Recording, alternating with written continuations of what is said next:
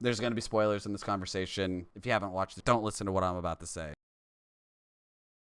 What I want to be doing, I want to be talking about like the new shows that are coming out. Or like with Mandalorian and with WandaVision now. New episodes get released on Friday, so what I do is go and watch the show, and then I'm going to be planning on streaming like the following Saturday morning. So I thought it'd be fun that I'm like, yo, we can kind of discuss the show a little bit. So might be a little weird at first, but I'm just gonna dive right in. I will say with my perspective on WandaVision so far, this whole mystery concept that they've got going on for them is super sick. I think it's really smart that they released the show in 2 episodes. I think that was a really, really good idea. But those first 2 episodes, not gonna lie, were like low-key kind of boring. Second one, great. The first one, you kind of had to push through. But I get that they need to set the premise for everything. How it's all in black and white, that's fine. I wouldn't say the color's really the big thing. It seemed like we were watching a TV show that was made 30 years ago. I gotta give it up to Elizabeth Olsen and Paul Bettany. They literally were acting like they were way back in the day. You know, with how their voice inflections are. My husband and how they look at the camera and the way that they're doing their it's just weird. The second episode was good. What caught me in the second episode was the helicopter. Obviously, one of the biggest pieces to it. Super weird. I think it's just beautiful. I don't want to say storytelling, but it's super cool how everything's in black and white. She picks up this helicopter and it's in color. What the is going on? Then when Wanda is with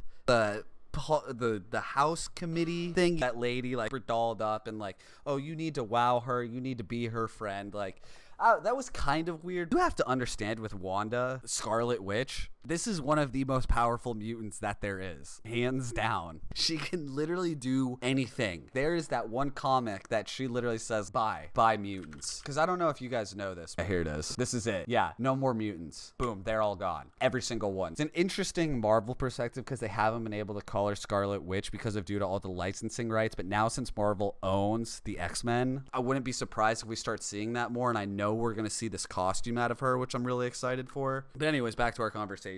I like how they're putting the symbol in there. That's like really easy to catch on to. Oh yeah, look at the sign and it's super weird, but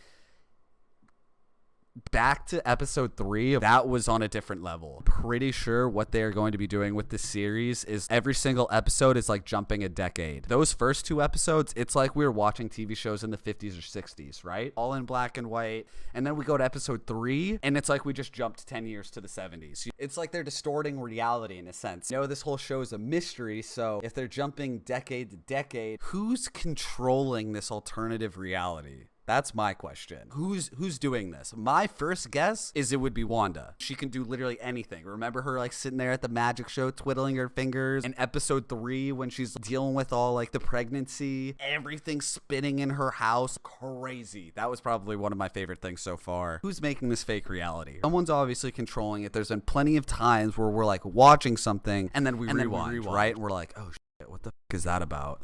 My only out there guess, it would have to be due to something with Doctor Strange. And because of Doctor Strange's powers, yeah, just being like the magician that he is, but also how his movie is titled Doctor Strange and the Multiverse of Madness or something. So I think that's going to be interesting. The whole question is like, who is controlling this fake reality right now? Especially with how we see at the end of the scene that this town is like blocked off. Like a plasma field or something that's like surrounding it. See that you couldn't even drive up to it. How many questions does that bring up for us? It's weird. I'd like to sit here and say that like Wanda's doing everything, but I don't think that she is. Like right now, I mean, Wanda's the only one that makes sense. I think she's gonna be the one that snaps them out of it, raises all hell, but I don't think that she's the one controlling it. What if it's Loki? I just had this idea. Oh, this is totally out there, but what if it's Loki that's doing this? I think that'd be possible, right? Loki's got the Tesseract. We know that. But what's his end game, you know? I don't think he'd be trying to do the same Thanos shit. Like, I don't want to totally discredit it. Anyways, that's a totally out there guess. Honorable mention, I have to say, with the scene outside of their house when Wanda is inside with... God, I don't know her name. Hang on. I'm going to reset this. Geraldine. There we go.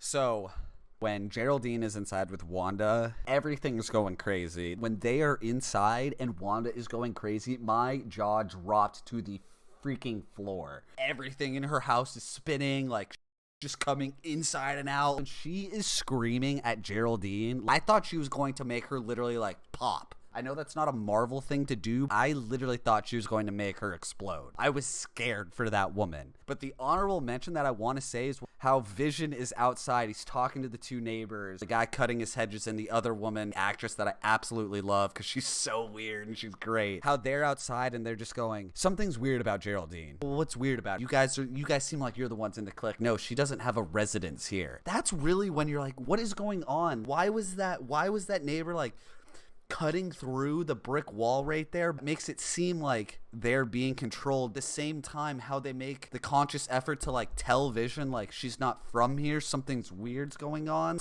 That's just the mystery of the show right now. I truly have no guess what it is. I have no idea who the Sword is. I think it's going to be a new villain that we're going to see. Take an educated guess on that. So I don't know. This last episode was great because it raised so many questions that I know we're going to get answers to, and I'm really looking forward how it ties into the whole MCU universe. I think the other things that we need to talk about is like Wanda's pregnancy. My whole perspective on that, I was like, oh, she's doing this herself, or like, you know what I mean? Like she's just not in control, but like she's she's not in control, but she's the one that's influencing this whole situation. Who are these people that are like doctoring this whole situation? And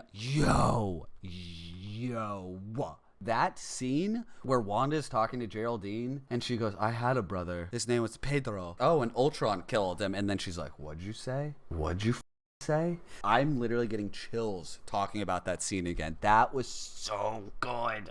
I cannot wait to see more of Wanda just like full powers out there going for it. I can control you all.